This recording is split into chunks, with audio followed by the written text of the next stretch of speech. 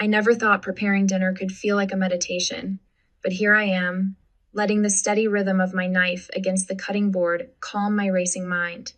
The kitchen me sanctuary in this upscale home I've worked so hard to create wraps around me in warm copper and gleaming marble. Soft jazz floats from the speakers, mingling with the sound of vegetables hitting the hot pan, the sizzle a counterpoint to my measured breathing. The crystal wine glasses catch the light as I set them on the table, each placement deliberate, exact. Like everything else in my life, precision matters. It's what built my boutique from a dream into the success it is today, what transformed me from just another hopeful entrepreneur into someone who matters in this city. The sauce needs stirring. I adjust the heat, watching the rich burgundy liquid swirl against the pan's edges. The aroma of fresh herbs rises with the steam, and for a moment, I let myself believe this evening might actually bring the peace I've been chasing. My phone buzzes against the marble countertop. The screen illuminates with Derek's name, and something in my chest tightens. 15 years of marriage, and somehow his messages still make my heart skip though lately. It's been more from anxiety than anticipation. I wipe my hands on my apron and reach for the phone. The message preview appears, and the world stops spinning. Claire needs our support. I'm moving in with her. I've already withdrawn $18,000 from our joint account. The words blur, then sharpen. Blur again. My sister's name sits there like a knife between my ribs. Claire, my baby sister, the one I practically raised after Mom died.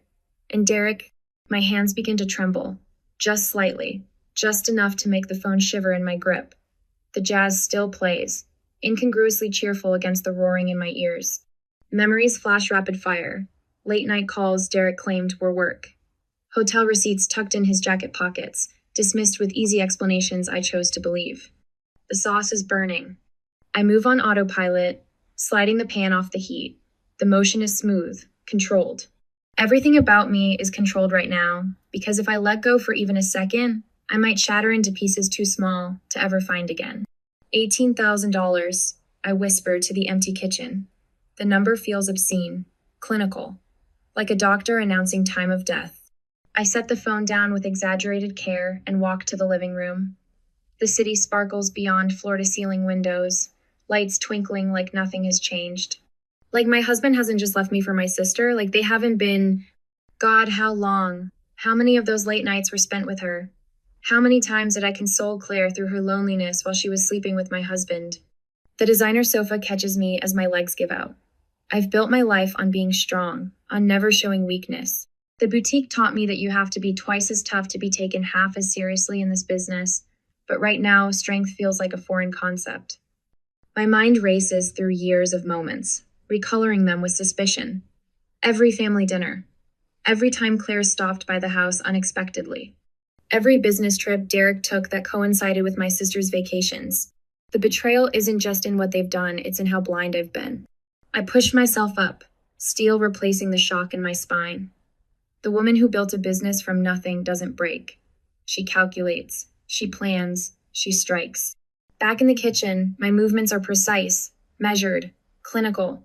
I finish laying out the table, the perfect tableau of the life they think they've destroyed. Crystal glasses catching light, fine china waiting for a meal that will never be served. Silver gleaming with accusation. My fingers hover over the phone. The response needs to be perfect, cutting enough to draw blood, controlled enough to show them exactly who they're dealing with. I type 4 words. You'll regret this, both of you. The message sends with a soft whoosh, a promise, a declaration of war. I stand in my immaculate kitchen, surrounded by the remnants of the life I thought I had, and I ask myself the question that will shape everything that comes next. What will I do when everything I trusted falls apart? The answer is simple. I'll rebuild it all, better, stronger, and they'll watch me do it. Have you ever faced a betrayal that shook you to your core? How did you find the strength to fight back? The antique oak desk beneath my fingers grounds me as I settle into my private study, trying to focus on the mundane task of checking email. Anything to distract from the hollow ache in my chest.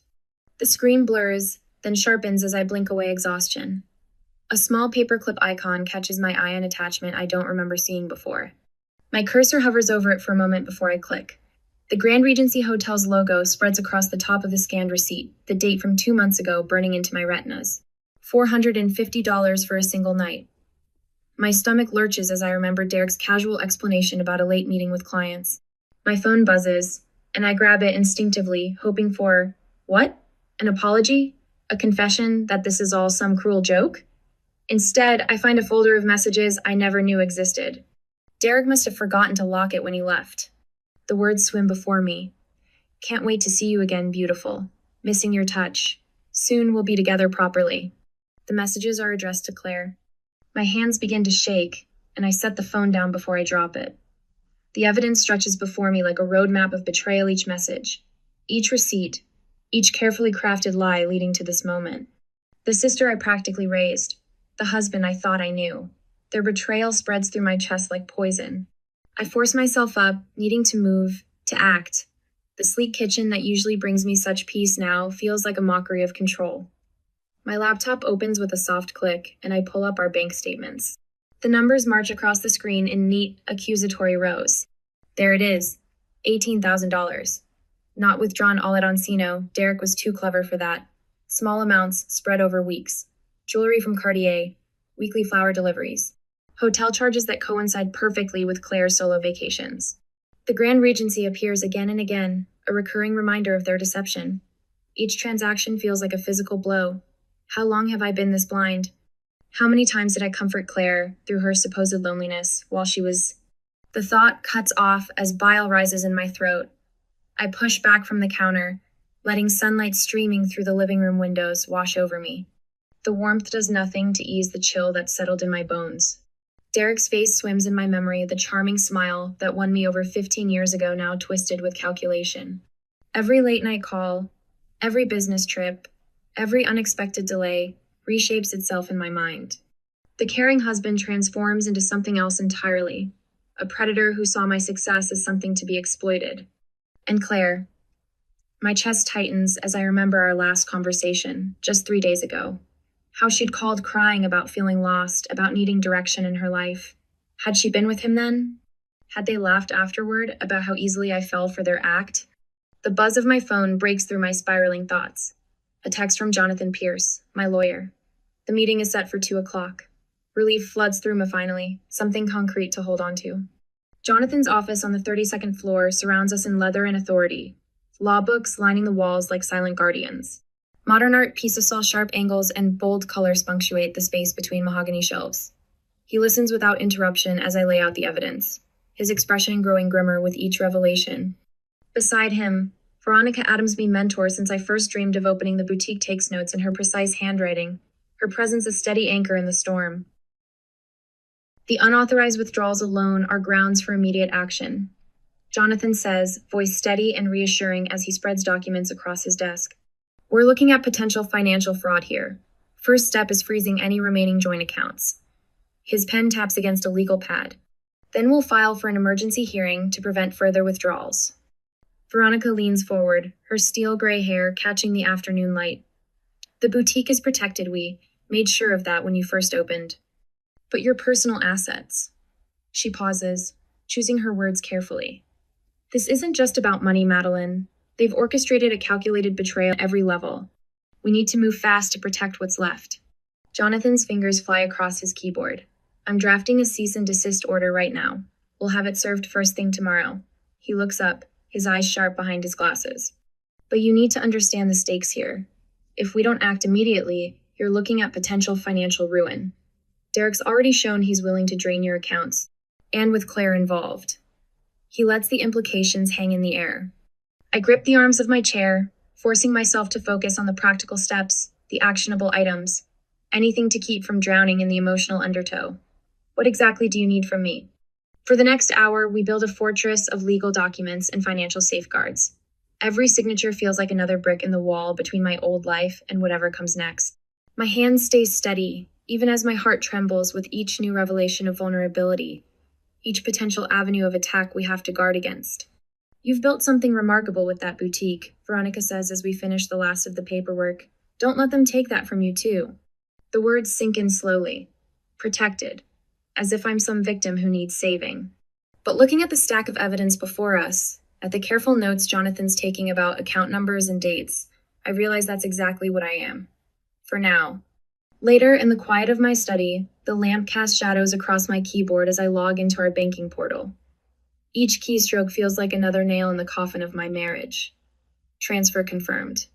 Accounts frozen. The practical side of me knows these are necessary steps, but something deeper mourns for what I've lost.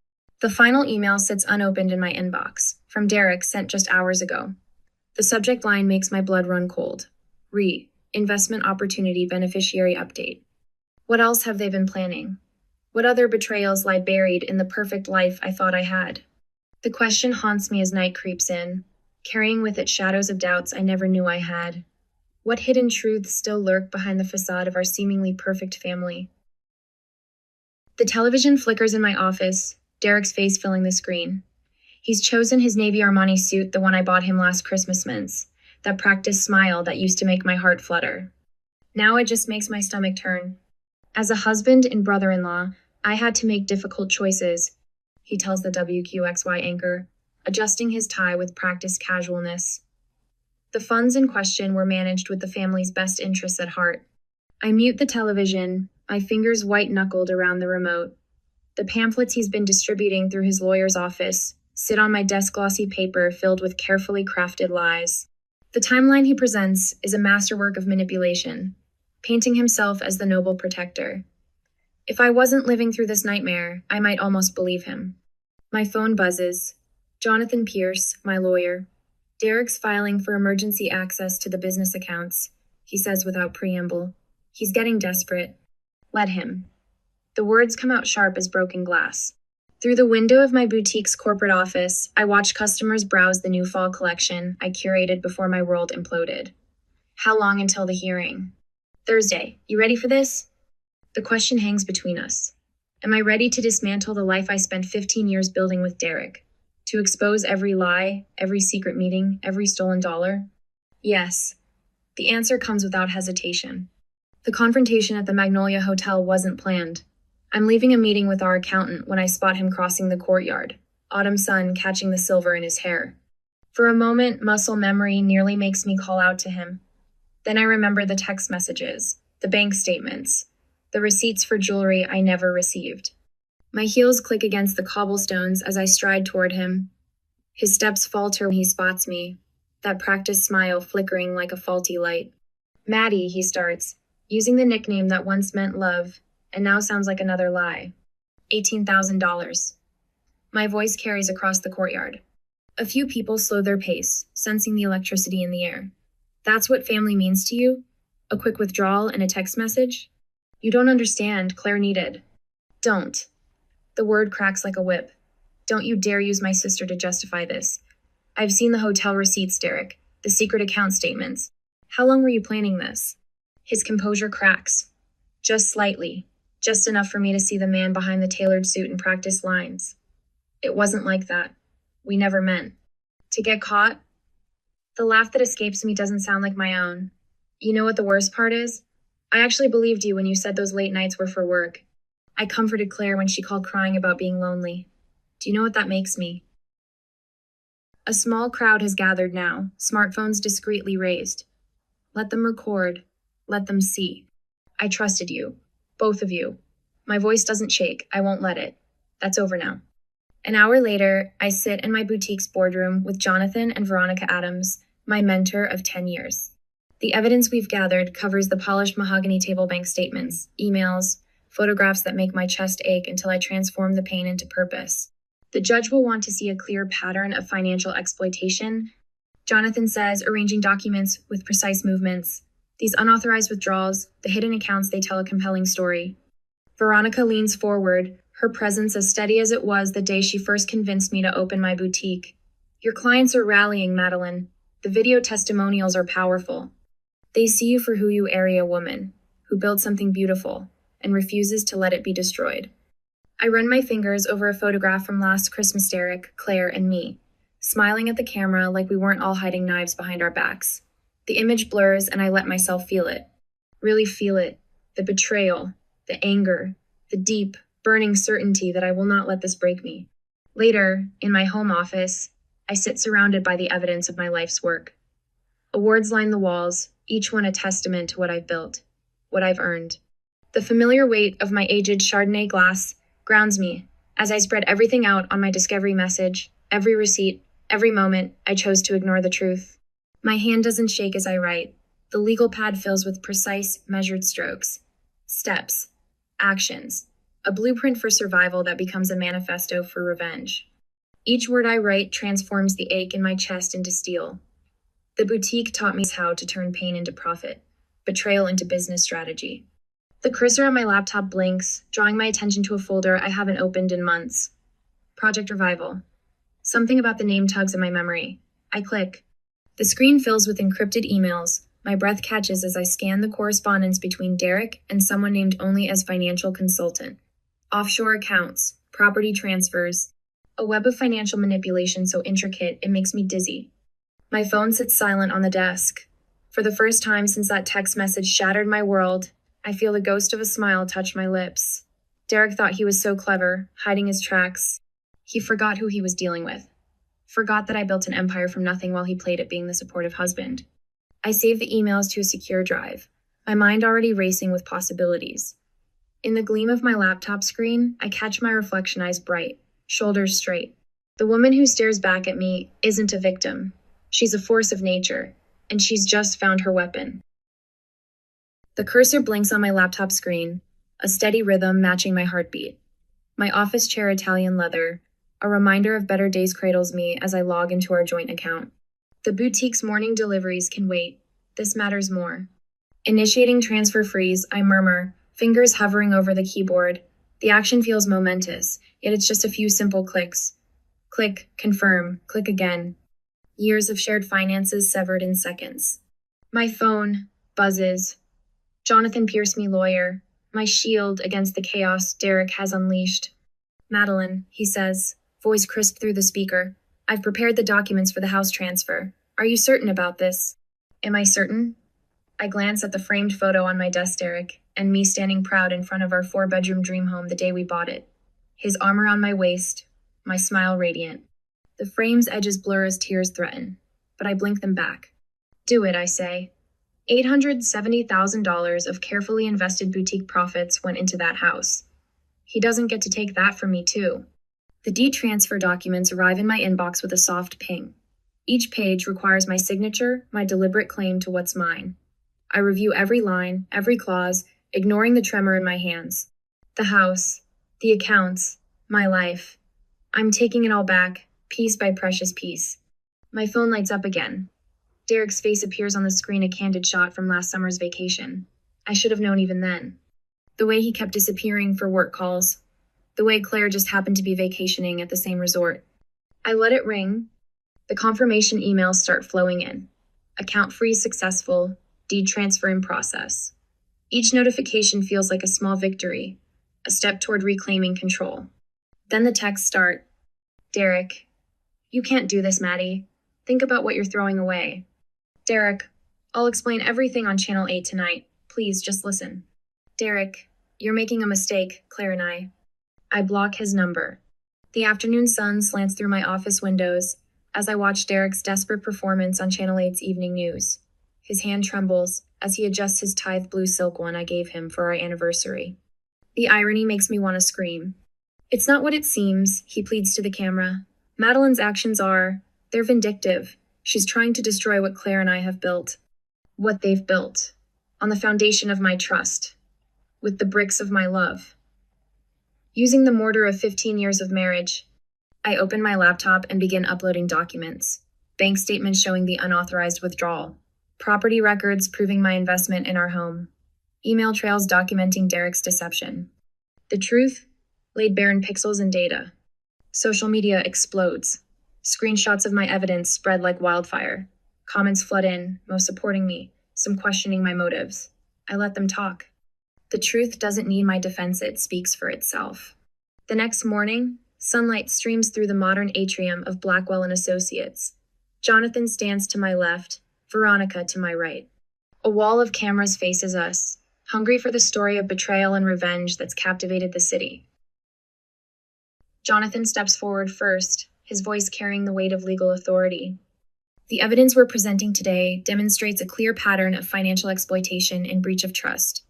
He lays out the timeline methodically, each point another nail in Derek's coffin. Veronica takes the podium next. Her silver hair catches the light, her presence commanding respect.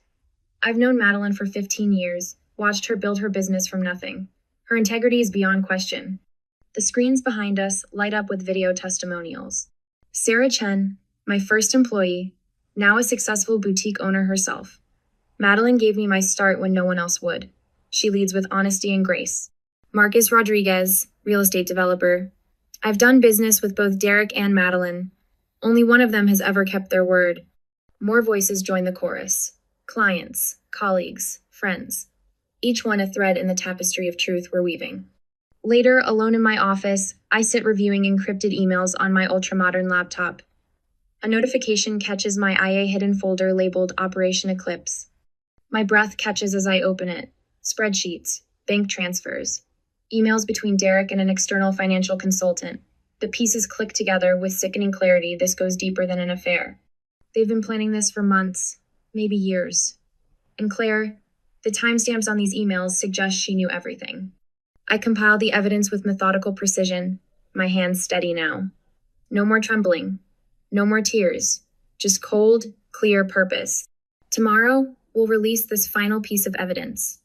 But tonight, in this quiet moment, I allow myself to feel the full weight of what I've discovered. The betrayal isn't just personal anymore. It's financial, professional, criminal. I save the files and shut down my laptop. The city sparkles beyond my window, a testament to ambition and perseverance. My reflection overlays the lights a woman transformed by betrayal into something stronger, sharper, more dangerous. Derek thinks he's won. He thinks $18,000 and my sister's bet are his prizes. He has no idea what's coming. I reach for my phone and type a message to Jonathan. Found something. Meeting tomorrow. Bring coffee. We're going to need it. The future stretches before me, uncertain but full of possibility. And somewhere in this glittering city, Derek and Claire are about to learn that they've underestimated exactly who they're dealing with. Let them celebrate tonight. Tomorrow we go to war. The heavy doors of the Westwood Civic Center swing open, and Derek storms in like a man possessed. His suit, the navy one I bought him for our anniversary last year, hangs wrinkled from his frame. A stack of papers trembles in his grip as he scans the community forum crowd.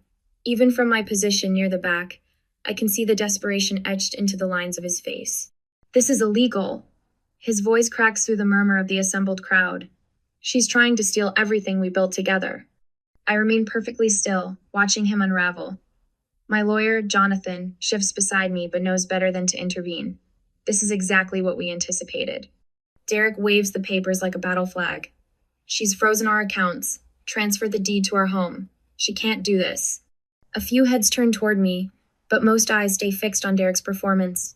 Someone whispers, "Is he drunk?" The question ripples through the crowd. His phone appears in his trembling hands. I watch as his fingers stab at the screen, knowing exactly what comes next. Right on cue, phones throughout the room begin to buzz.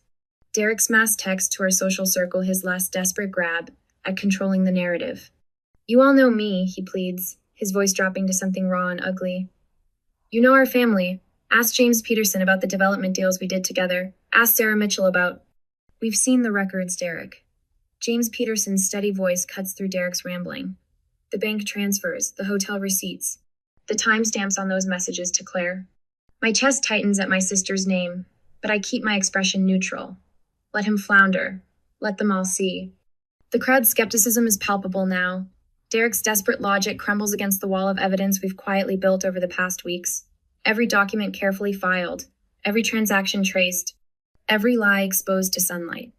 I rise smoothly and make my way to the podium, flanked by Jonathan and Veronica. The cameras flash as I take my position, their hungry eyes catching every detail: my crisp blazer, my steady hands, the slight smile that plays at the corners of my mouth. The family home, I begin, my voice carrying clearly through the atrium, valued at $870,000, has been legally transferred to my name. I lay out a folder of documents, each page a nail in the coffin of Derek's credibility. The joint accounts have been frozen pending investigation into unauthorized withdrawals. More camera flashes. Derek's face drains of color as the screens behind me light up with his private messages to Claire. The images are damning screenshots of lavish purchases, secret rendezvous, calculated deceptions. The truth, I say, letting my gaze sweep across the room, has a way of prevailing over deceit. The words land like a physical blow. Derek stumbles back, his papers scattering across the floor. No one moves to help him collect them. The next 48 hours unfold like a masterfully choreographed dance. Every major news outlet carries the courtroom footage. Jonathan's voice rings with quiet authority as he announces the dismissal of Derek's appeal. The judge's order for Derek to pay court costs feels like an afterthought of final indignity piled onto his complete defeat. Social media explodes. Number Justice for Madeline trends as my story catches fire. Former clients flood my inbox with messages of support. The city's most prominent business leaders, ones who once smiled politely at Derek's jokes at charity galas, now publicly distance themselves from him. His carefully cultivated image of the successful, charitable businessman crumbles post by post, share by share. 3 major investors reach out before noon, sensing opportunity in the wake of my victory. My boutique's phone rings constantly, with new customers and old friends alike, all eager to align themselves with the winner of this very public war. Meanwhile, Derek's own business connections evaporate. I hear through the grapevine that he's been quietly asked to resign from the Chamber of Commerce board. I watch it all unfold from my home office, the same space where I once consoled Claire through her loneliness. The irony isn't lost on me. A news alert catches my eye. Claire's nonprofit has lost 2 major donors. She's canceled her speaking engagement at next month's Women's Leadership Conference. The carefully constructed image of the dedicated humanitarian sister shatters alongside her lover's reputation. A notification pings on my laptop. Another email folder, encrypted, labeled Final Ledger. My fingers hover over the keyboard as I debate whether to open it tonight. The day's victory still hums through my veins, but something about this folder calls to me. The documents inside stop my breath. Emails between Derek and Marcus Lynn, a financial consultant whose reputation walks the line between aggressive and criminal. The correspondence reveals layers of manipulation I hadn't even suspected, plans that went far beyond their affair, schemes that Claire must have helped conceal. Her signature appears on documents transferring funds through a maze of offshore accounts. The timestamps match her humanitarian trips abroad. I print everything with mechanical precision, adding it to the file I'll share with Jonathan and Veronica tomorrow. But as I stand at my window, watching the city lights flicker like stars, a question nags at me. In all this perfect justice, what darker truths still lie buried beneath the surface of their betrayal? The answer, I suspect, will change everything. Again. Dawn spills through floor-to-ceiling windows, painting my modern kitchen in shades of amber and gold. The same kitchen where my world shattered 6 months ago now cradles me in morning stillness. My knife slides through fresh strawberries with practiced precision, each slice a meditation. No more trembling hands, no more racing thoughts. I arrange the fruit on my favorite ceramic plate, the one Derek always complained was too expensive, and pour steaming coffee into an artisan mug. The rich aroma mingles with early morning air. Outside, skyscrapers catch fire in the sunrise, their windows blazing like signal flares announcing a new day. To freedom, I whisper, raising my coffee in a silent toast. The word doesn't taste bitter anymore. The boutique's new glass doors swing open under my touch, the bell's gentle chime welcoming me home. Morning light streams through expansive windows, catching the carefully curated displays I spent weeks perfecting. Each rack, each elegant arrangement speaks of rebirth. Madeline, Sarah, one of my longest-standing clients, wraps me in a genuine hug. The renovation is stunning. I can't believe how you've transformed this space. I guide her through the expanded showroom, past racks of curated designer pieces and artfully arranged accessories. Sometimes destruction makes space for something better, I tell her, meaning more than just the boutique's fresh layout. I've been following your journey, she says, squeezing my arm. You're an inspiration. In my newly renovated office, I pause before a wall of framed achievements. Each one marks a milestone. My first business loan approval, the boutique's original opening day photo, press clippings chronicling our growth. My newest edition of photograph of the renovation ribbon-cutting ceremony shows me standing alone, smiling directly at the camera. No shadow of Derek or Claire darkens the frame. The community center's worn leather couch creaks as I settle beside Rebecca. Afternoon light filters through dusty bookshelves, casting warm shadows across her tear-stained face. 6 months ago, I sat where she sits now, shattered by similar betrayal. I don't know how to start over, she whispers, twisting a tissue between her fingers. You start with one breath, I tell her, my voice gentle but firm. Then one decision, one small victory at a time. She looks up, hope flickering in her eyes. Like you did? The hardest part isn't the betrayal, I say, choosing my words carefully. It's believing you deserve better. Everything else follows from that.